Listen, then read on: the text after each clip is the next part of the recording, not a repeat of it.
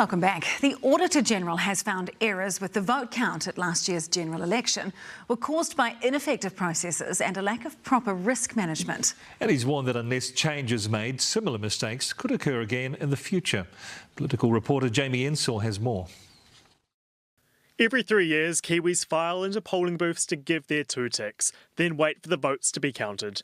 But soon after the official results were released last year, the Electoral Commission admitted several errors, including entering data incorrectly and misplacing an entire ballot box. We were really disappointed. While the discrepancies weren't significant enough to change any of the outcomes, the Auditor-General was called in. He released a report today finding the Electoral Commission's quality assurance processes were ineffective and weren't done properly. There was a lack of understanding about what steps needed to be taken. Unexpected events put pressure on processes and people. That includes more people than ever enrolling in the 2 weeks before the election and the death of a Port Waikato candidate, triggering the need to prepare for a by-election. Staff also didn't fully appreciate the intensity and complexity of the post-election period, putting too much focus on the lead up to the election day and on external risks like the potential for weather disruption.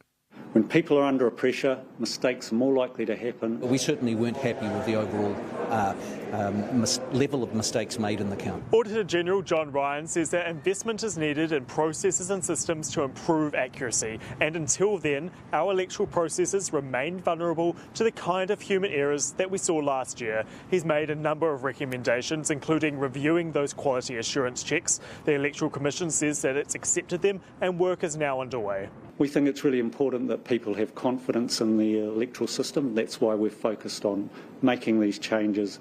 The Justice Minister's got another potential change on his mind. A lot of complications in the whole process has been developed by election day enrolment, and we're certainly going to be looking at that.